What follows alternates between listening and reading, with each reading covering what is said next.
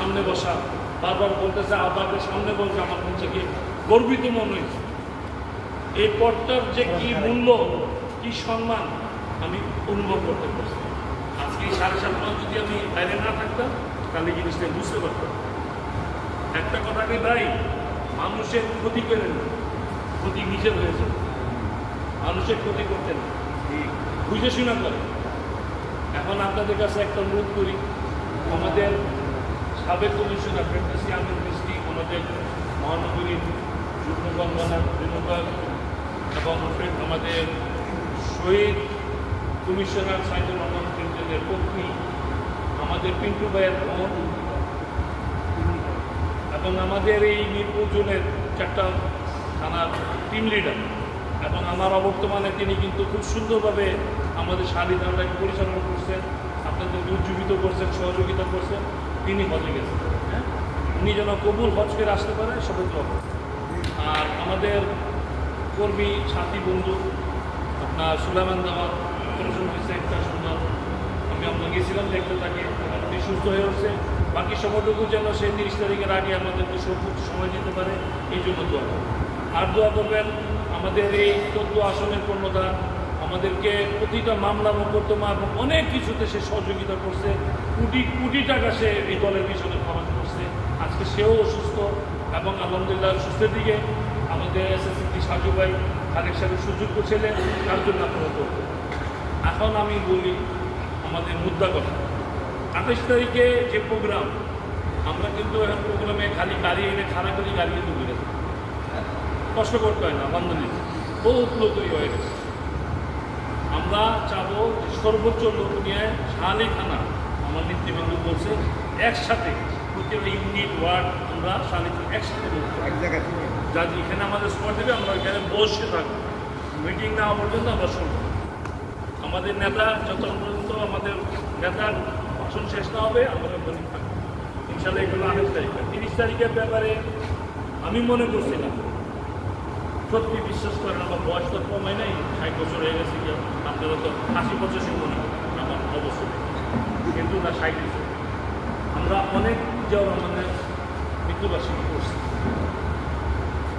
গত 17 বছর আমরা কিন্তু স্বতঃস্ফূর্তভাবে কিছুই করতে পারি, পুলিশের ভয় হোক যেটাই হোক কোনো মধ্যে কইরা ভেঙে এসে বসে।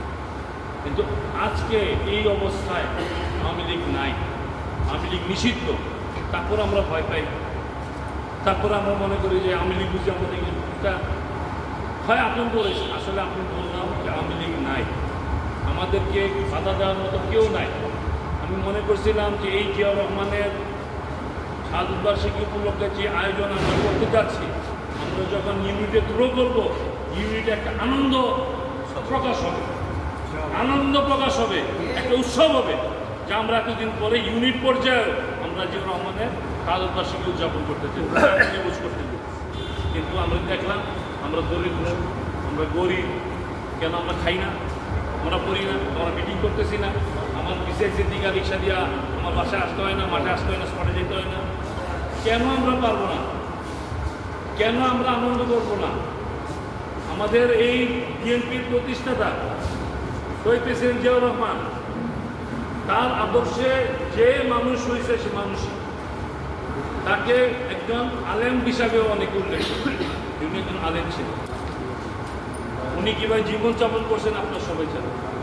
তার এই আদর্শটাকে যদি মানুষের মধ্যে আমরা ছড়াই না দিতে পারি, তা আমরা কিসের সৈনিক হইলাম? জিয়ার সৈনিক, জিয়া সৈনিক এক হইতে গেলে ইউনিট পর্যায়ে আপনারা স্বতঃস্ফূর্তভাবে রং বেরঙের কাগজপত্র লাগায় মানুষদেরকে যাইকে দেখেন বিএনপি লোক কেমনি ভাইবে, খালি আপনারা ডাকেন না। মানুষ এতদিন দম বন্ধ হয়েছিল, আপনারা সাহায্য পাবেন। তারপরে আমি একটা কথা বলি, আমরা আগেও বলছি, আমরা একটা ফাইন করার চেষ্টা করি এবং আমি বলছি যে প্রতি ইউনিট অনুষ্ঠান হবে, আমরা এক জায়গায় কোনো ডেকো করি, এটা আগে একটা ছিল সিস্টেম করবো। আমরা প্রতি ইউনিটে একটা লোক করাবো, আপনারা যতটুকু পারেন করেন, বাকি সহযোগিতা থানা থেকে করা হবে।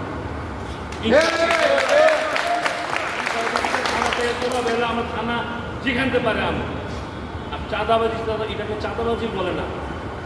এটা আপনি যখন প্রকাশ হবে যে আমরা একটা প্রোগ্রাম করতে চাইতেছি, এমনি দেখবেন আপনাদের কাছে এমনি টাকা দিয়ে যাবে, 500 পারুক, 10 টাকা পারুক, 20 টাকা পারুক, ওই এলাকার যারা বিএনপি ভালোবাসে তারা অবশ্যই কারো কাছে টাকা চাওয়া লাগবে দেবে দিয়ে দেবে। তবে একটু সৎ থাকবে, অসৎ কিছু লোক কিন্তু এখনও ঘুরতেছে।